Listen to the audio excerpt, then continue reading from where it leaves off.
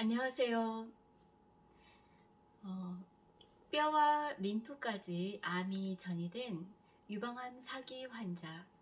그럼에도 감사한, 그럼에도 행복한 지윤입니다.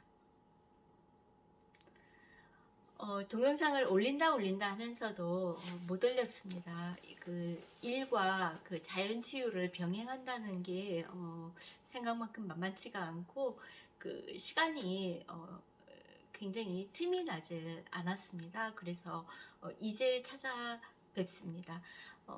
오늘도 역시 별로 아무 준비를 못했는데요. 그럼에도 불구하고 찍어야 되겠다라고 강력하게 마음을 먹은 이유는요. 오늘 굉장히 의미 있는 날이기 때문입니다. 저 개인적으로. 왜냐하면은요. 1년 전 오늘 저는 그 조직 검사를 받고요. 암이 확실하다고 하는 판정을 받은 지 꼭 1년째 되는 날이기 때문입니다. 그렇게 지방에서 조직검사로 암 판정을 받고 큰 병원으로 가봐라 라고 해서 이제 6월 한 20일경께 그 수술이 가능할지도 모르니 뭐 와라. 그런데 막상 가보니 수술도 안 되고 항암을 권유받았던, 그래서 다시 그냥 되짚어 내려와서 나는 그럼 암 공부를 하고 자연치유를 하겠다라고 해서 지금 1년이라는 시간이 지났습니다. 그런데 저는 그 의사 선생님들 그 당시 말씀으로 8개월에서 1년 살 수 있습니다. 항암을 하지 않을 경우에 라고 말씀을 하셨는데요. 지금 항암을 안 하고도 아주 컨디션이 좋은 상태로 네, 행복하게 잘 살고 있습니다. 그래서 처음에 1년밖에 못 산다고 그 말을 들었을 그 당시에 저의 절망감, 그 절망감은 이루 말할 수가 없지요. 네, 그걸 생각하면 그 어려운 힘든 터널을 지나서 지금 아주 뿌듯해하고 있는 저를 보니까 이걸 나만 이렇게 알고 있을 게 아니고 여러분께 공유를 해야 돼 라고 막 용기와 힘이 샘솟는 거예요. 그래서 오늘 조금 있으면 사실 출근해야 되는데요. 얼른 찍고 뭐 되든 뭐 잘 되든 안 되든 찍고 올리고 출근을 하자라고 마음을 먹고 지금 동영상을 열었습니다. 제가 오늘 꼭 해드리고 싶은 말씀 하나는요. 식이요법이 굉장히 건강에 중요하다라고 하는 것입니다. 저는 평생 동안 식이요법을 식이 방법을 굉장히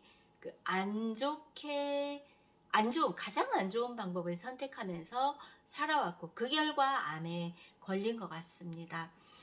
식이요법과 감정과 건강, 이 세 가지가 굉장히 밀접한 관계가 있어요. 식이요법을 잘못하면 건강도 안 좋아지고 감정 상태도 안 좋아지고요. 식이요법을 잘하면 건강해지기도 하고 감정도 좋아지고, 감정이 좋아지면 식이요법은 점점 건강한 식이요법의 패턴으로 흘러가고요. 식이요법이 잘못되면 감정도 같이 나빠져요. 그거는 분명합니다. 그래서 감정이 나빠지니까 계속 잘못된 식이요법을 따라가는 패턴이 악순환이 되느냐 선순환이 되느냐, 그 연결고리를 어디에서부터 시작을 해야 되냐면 먹는 것부터 시작을 해야 한다라고 생각을 합니다. 그리고 제가 이제 과거 제 몇십 년을 되짚어 봤을 때에는 저는 선천적으로 소화가 굉장히 안 되는 소음인 체질이에요. 찬 음식을 먹거나 제대로 씹지 않고 넘기거나 하면은 반드시 소화를 못 시키고, 그 소화 못 시킨 결과로 인해서 두통에 굉장히 많이 시달렸고, 저는 보통 한 달이면은 열흘에서 보름, 짧게는 3일에서 한 열흘 정도는 반드시 두통에 시달리면서 살았습니다. 그런데 병원을 아무리 가도 내시경을 해도 위도 괜찮고 뚜렷한 이유를 찾을 수가 없었던 거예요. 그냥 의사 선생님들 말씀은 너 체질이 그러니 그냥 평생 그렇게 살아라 라는 말씀만 들었을 때는 저는 굉장히 막막했어요. 그런데 암에 걸리고 나서 공부를 해보니 내가 식이요법을 잘못했고 이 암도 결국은 내가 음식 먹는 방법이 잘못됐기 때문에 암이라는 병을 얻었구나. 자업자득이구나. 인과응보구나. 뿌린 대로 거두는구나 라는 결론을 얻었습니다. 그렇다면 지금이라도 어떻게 해요? 뿌린 씨앗은 좀 많이 거두어졌을 것이고 지금부터라도 좋은 씨앗을 뿌리면 되지 않을까 싶어서 작년 1년 동안 시기 방법을 달리했습니다. 자, 지금부터 달리한 방법을 어떻게 했는가 말씀으로 설명을 드릴게요. 제가 이거 뭐 편집 같은 걸 할 수 있는 능력이 있으면 이렇게 글로 일목요연하게 그 안내를 해드릴 수 있었으면 좋겠는데 제가 아직 그럴 만한 여건도 못 되고 배우질 못했습니다. 말로 설명을 드릴게요. 일단 모든 음식은 무엇을 먹든 물론 좋은 음식을 먹으면 더 좋은데요. 무엇을 먹든 내 입속으로 들여보내는 모든 음식은 꼭꼭 씹어서 곤죽을 만들어서 넘겨야 합니다. 저는 다른 체질은 몰라요. 어떤 분은 소화력이 좋아서 나는 대충 씹어도 소화가 잘 돼. 나는 대충 씹어 넘겨도 다 아무 문제 없이 소화는 100% 돼. 라고 말씀하시는 그분들 사정은 저는 잘 몰라요. 어쨌건 저는 소화를 평소에 잘 못 시켰던 사람입니다. 네. 그래서 저 같은 사람을 저는 저혈압인데다가 소음인의 사람이에요. 저와 같은 비슷한 체질의 분들은 들어두시면 그래도 도움이 될 것 같습니다. 음식을 꼭꼭 씹어서 곤죽을 만들어서 목 뒤로 넘겨야 위가 그것들을 영양분을 빨아들이기가 쉽습니다. 음식을 대충대충 뚜껑뚜껑 씹어가지고 넘기면은 그 알갱이들이 위에서 소화를 한다 한들 소장대장에서 그 영양분을 흡수할 때 영양분이 제대로 빠져나갈 수 있을까요? 혈액을 타고 흘러 들어갈 수 있을까요?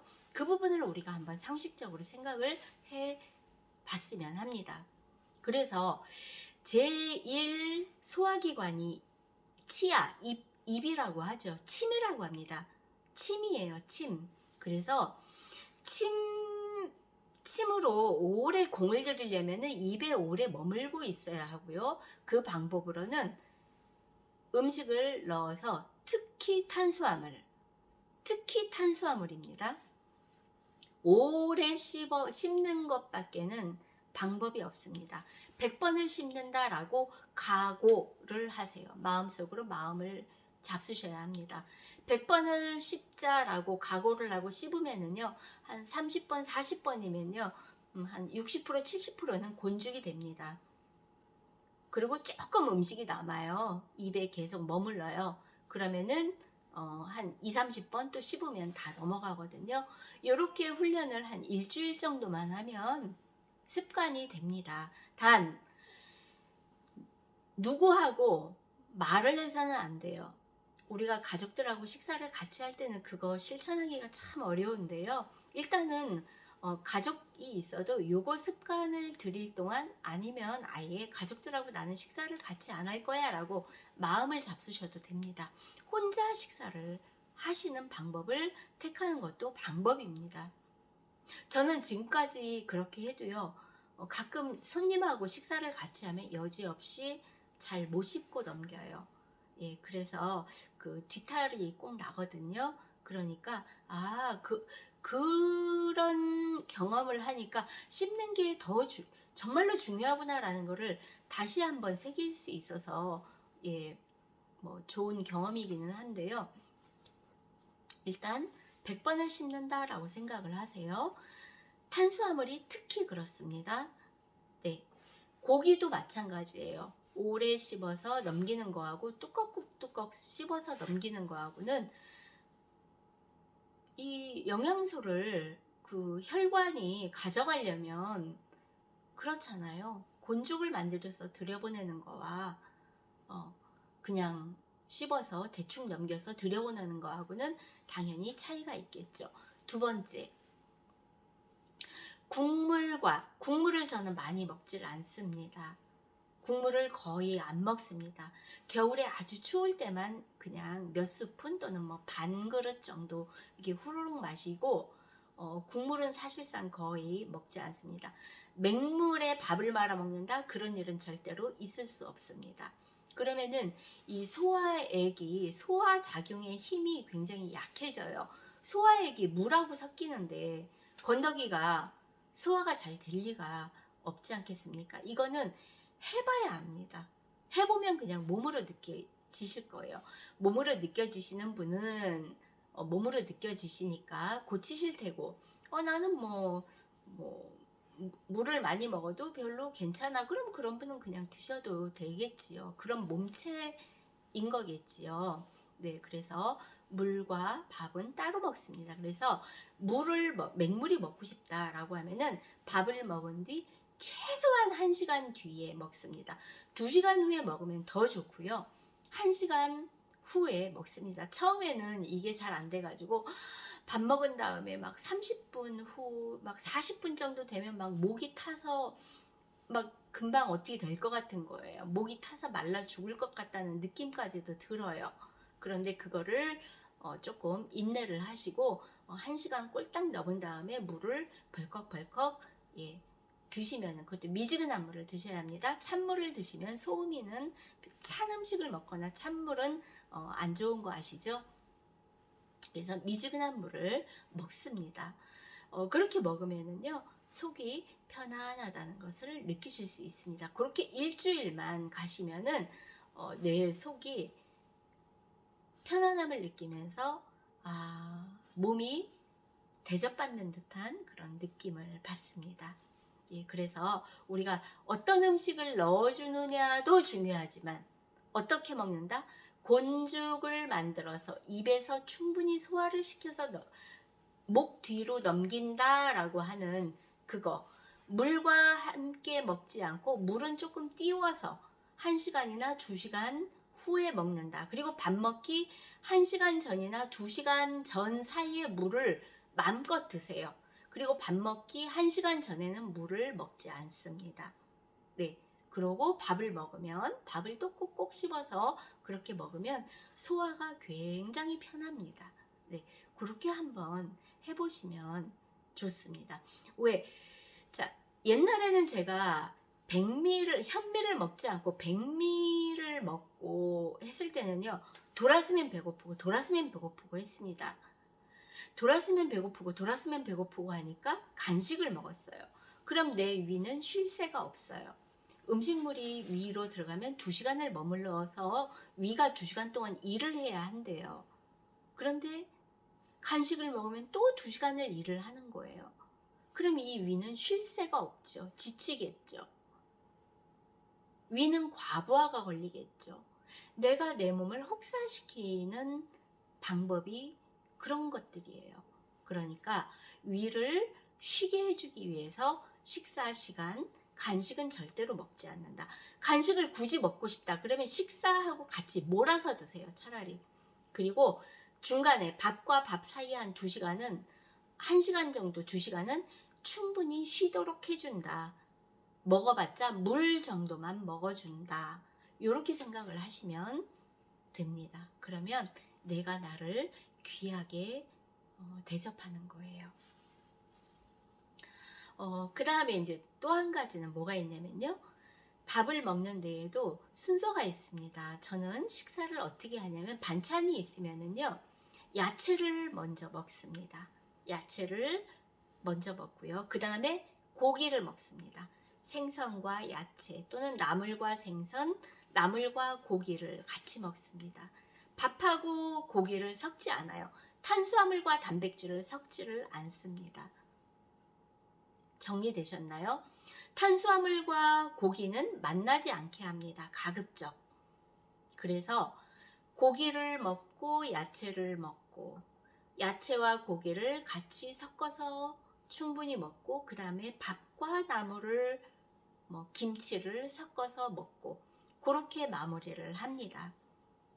자, 탄수화물, 야채, 단백질 이렇게 들어갔죠. 그 다음에 저는 하루에 2끼를 먹는데요. 한 끼에 한 스푼씩 들기름을 먹든 올리브유를 한 스푼씩 먹습니다. 그러면 식물성 기름을 하루에 한 2스푼 정도 먹겠지요. 네, 그러면서 과일을 저는 따로 안 먹고요. 토마토를 주로 좀 많이 먹는 편인데 토마토를 맨 마지막으로 먹을 때 올리브유를 한 스푼, 그러니까 티스푼으로 한 2~3스푼을 토마토 좀 씹어 먹고, 이제 보통은 토마토를 이렇게 불에 가열을 해서 이렇게 죽처럼 만들어서 먹는다고 하는데 그것도 한 2~3달 해보니까 너무 신선한 토마토가 먹고 싶은 거예요. 그래서 이제 그거는 좀 당분간 중지를 하고요. 겨울에 추울 때는 그렇게 먹어도 되는데 여름에는 좀 어렵더라고요, 저는. 그래서 요즘은 생토마토를 씹어서 먹되 올리브유를 그냥 티스푼으로 먹고 또 토마토 먹고 티스푼으로 먹고 해가지고 한 밥숟갈로 한 스푼이나 한 스푼 반, 2스푼 그 정도 충분히 먹어줍니다. 그러면은요, 이 지방이 들어가서 에너지를 만들면, 지방이 타서 에너지를 만들면 우리가 탄수화물이 별로 안 필요해요.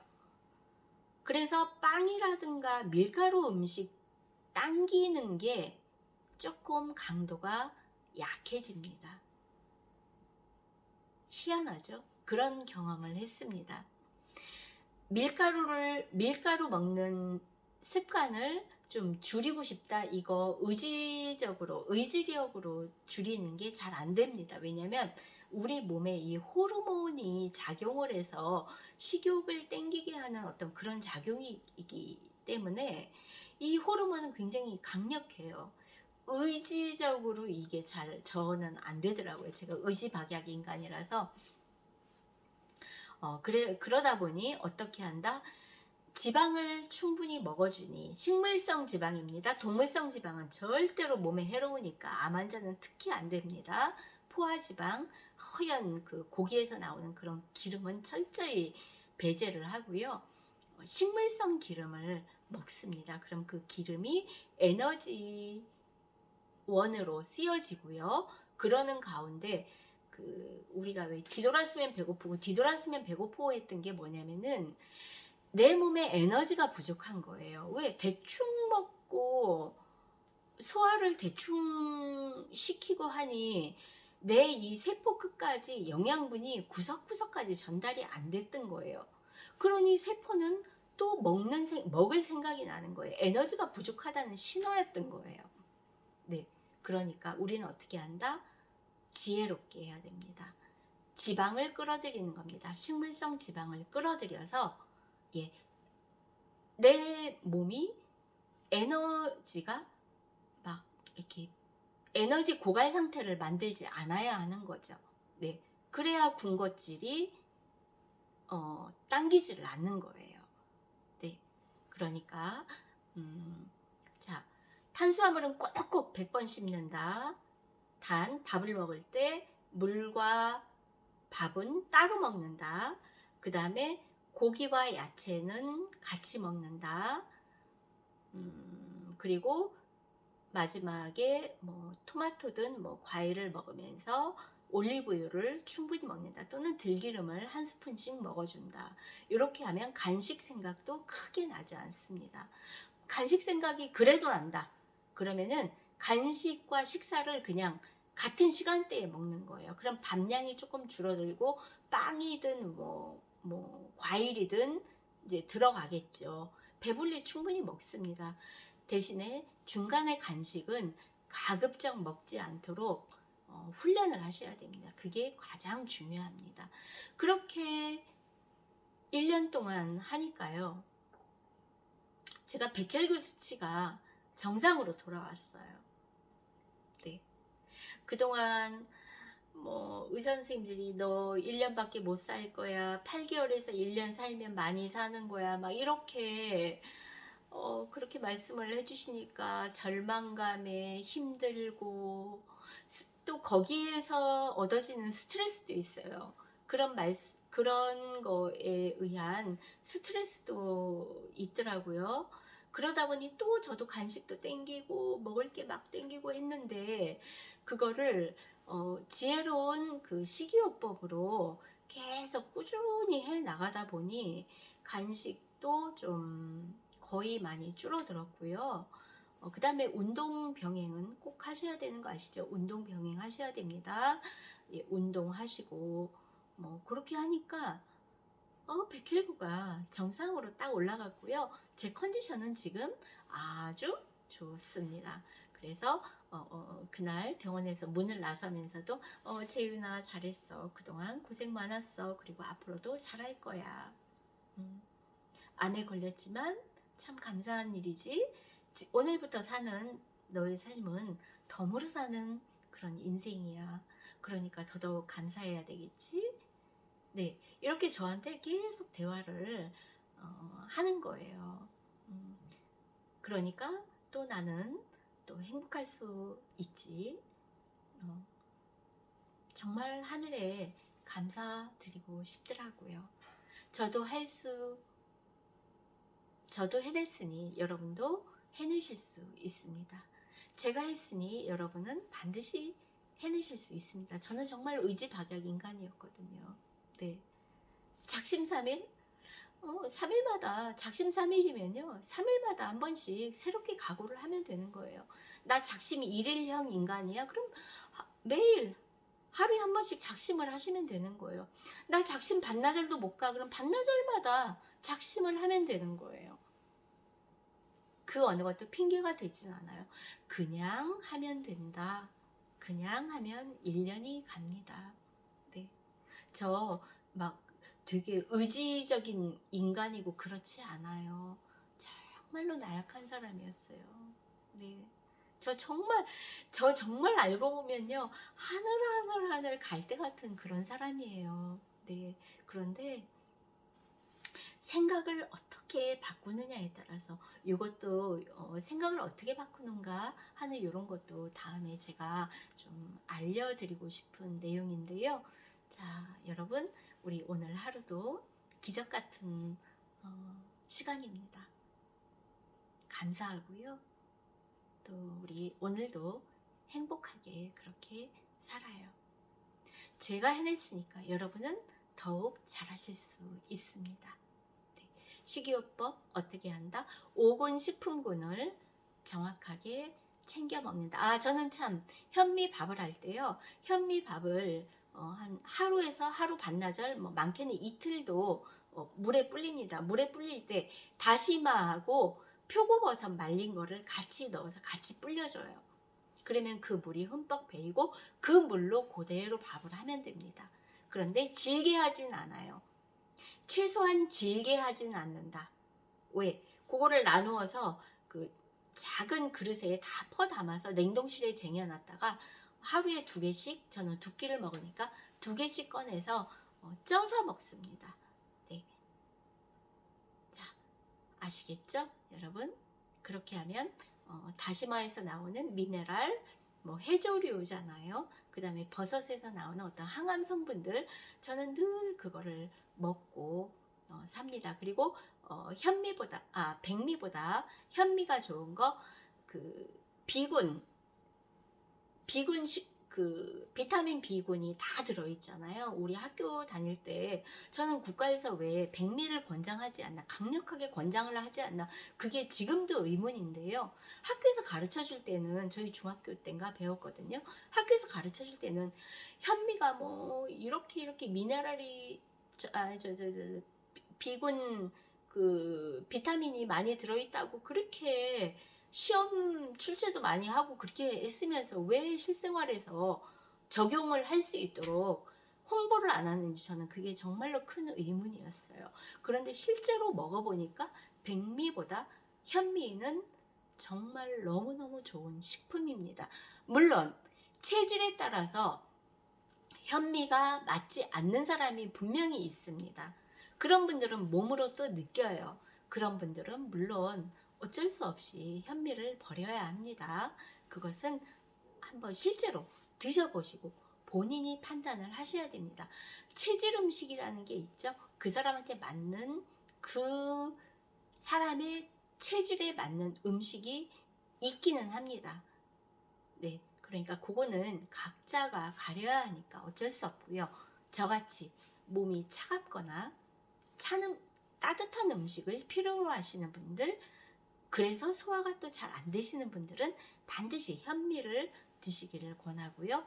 차갑지 않은 음식, 냉장고에 있는 음식을 먹더라도 밖에 한 30분, 1시간을 좀 놓아서 식혀두세요. 그것도 식힌다고 하죠. 차가운 것이 조금 달아나게 한 다음에 드시는 그런 습관. 네. 그 다음에 식물성 지방은 먹되 동물성 지방, 그 다음에 아이스크림이라 뭐 이런 트랜스 지방을 먹으면 절대로 안 된다는 거. 위가 다 망가집니다. 예. 자, 여러분께 해드릴 말씀이 많은데요. 제가 출근을 해야 돼서 죄송합니다. 예. 다음에 더 좋은 알찬 내용으로 또 찾아뵙도록 하겠습니다. 여러분 화이팅!